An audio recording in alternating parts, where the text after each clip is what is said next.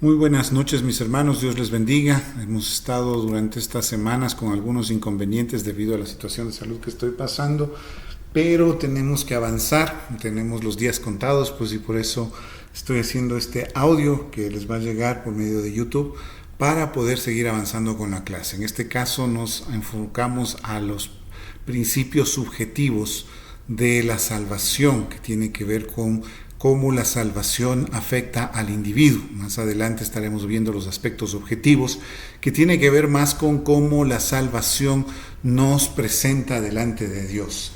Entonces, pero debemos pues hacer algunas aclaraciones, dar una panorámica para que ustedes puedan seguir profundizando y desarrollando su conocimiento en base a las tareas que también ustedes están realizando. Entonces vamos viendo una panorámica de este capítulo.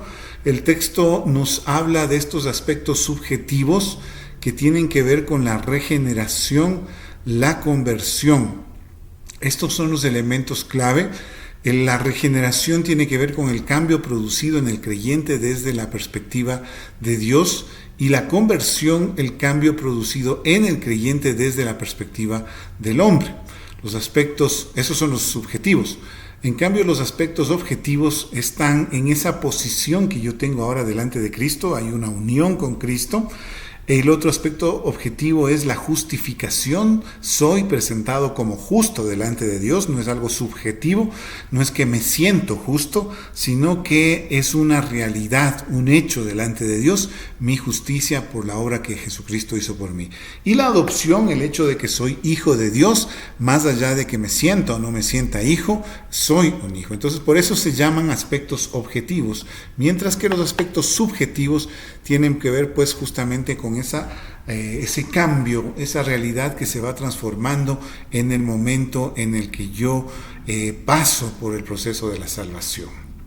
Ahora, ya algo pudimos ver, aunque hemos tenido algunos inconvenientes en estos días, algo hemos podido ver sobre la doctrina de la depravación total, que es esta doctrina que, en base a algunos textos de la Biblia, nos lleva a la conclusión de que el ser humano tiene un problema espiritual tan grave que le es imposible buscar hacer lo que tiene que ver con su salvación por sí mismo. Puede hacer muchas obras buenas, puede hacer muchas cosas que son positivas. Muchas veces ustedes habrán encontrado con personas fuera de la iglesia que hacen cosas que son muy nobles, muy leales, muy valiosas. Sin embargo, el único problema es que no pueden hacer lo que podríamos decir es lo más importante, que es buscar justamente su salvación. Ese proceso de volverse a conectar con Dios no le está dado al ser humano debido al problema de su pecado. Entonces, eso es lo que se llama la depravación total. No debemos tener la idea de que esto tenga que ver con que la persona es un total degenerado, que no hace las cosas sino solamente de manera depravada, o que solamente sabe hacer lo malo, sino que más bien es la idea justamente de lo que más le importa, lo más relevante para el ser humano, es incapaz de hacer, buscar esa comunión con Dios. De allí que, en cierto modo, pues todas las demás obras positivas que pueda hacer el ser humano terminan contaminándose por este elemento negativo. Hace lo bueno, pero sin el dador de lo bueno, lo cual termina convirtiéndose también en algo hasta cierto punto negativo. Frente a esto, pues, Dios debe intervenir actuando en algún momento entre su decisión eterna y la conversión del individuo dentro del tiempo. ¿Qué significa esto?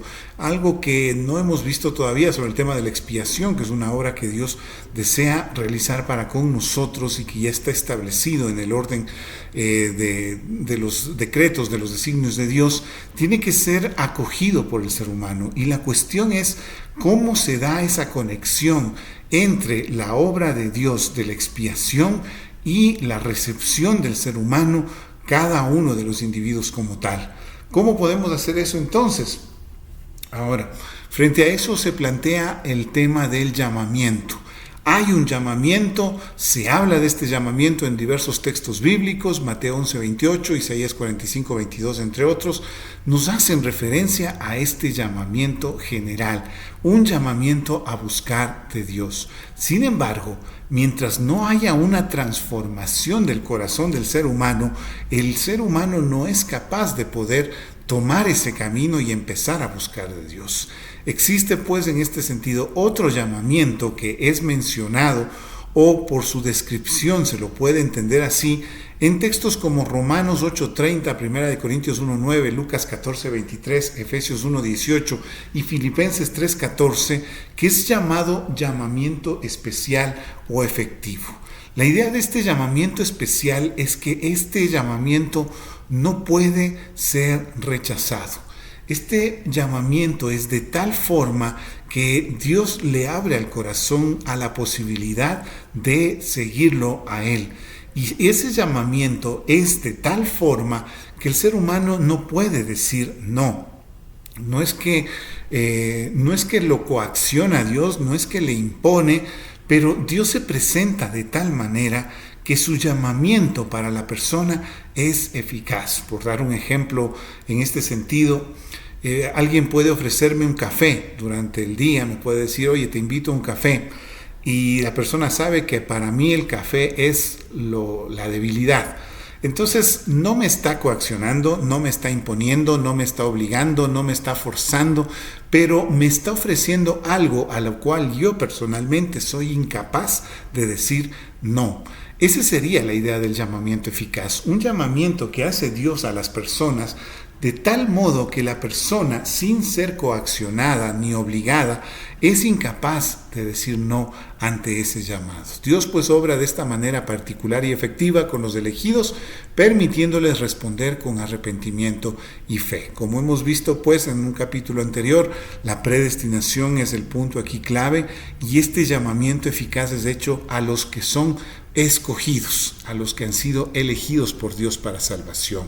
El Espíritu Santo ilumina al creyente para que pueda entender el auténtico significado del Evangelio. Y esa es la clave de este llamamiento. No es simplemente un llamamiento a ciegas, sino que es un llamamiento en función de la comprensión de lo que Dios ha hecho por nosotros.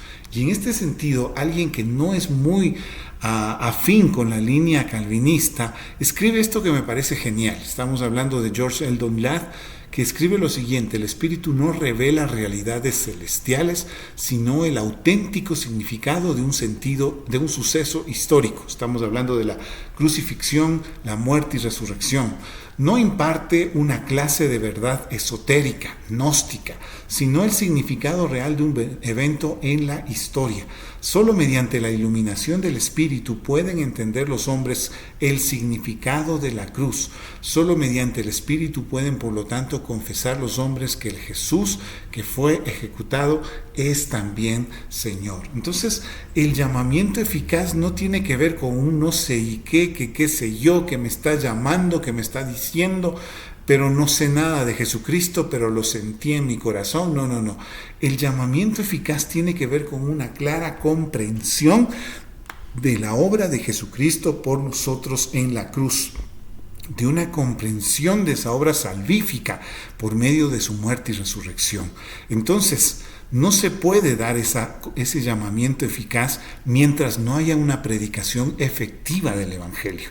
Es decir, mientras en la iglesia no se esté anunciando de manera clara y comprensiva y guiada por el Espíritu Santo la obra que Jesucristo hizo por nosotros. Está bien predicar sobre la importancia del matrimonio, sobre cómo llevar nuestros hogares, sobre cómo tratar bien a los hijos, etc.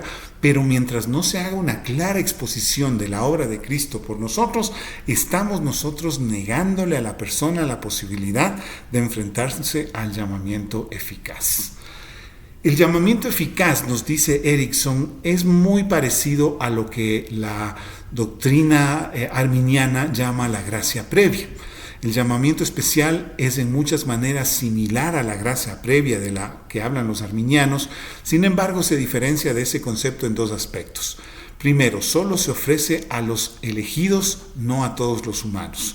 Recordemos que para la doctrina arminiana la gracia previa, Es un estilo de gracia que es ofrecida a toda la humanidad y que algunos la aceptan y otros no, mientras que en este caso vemos que el llamamiento es eficaz y solamente es dado a los elegidos. Y el segundo punto es que lleva la forma infalible y eficaz de una respuesta positiva del receptor.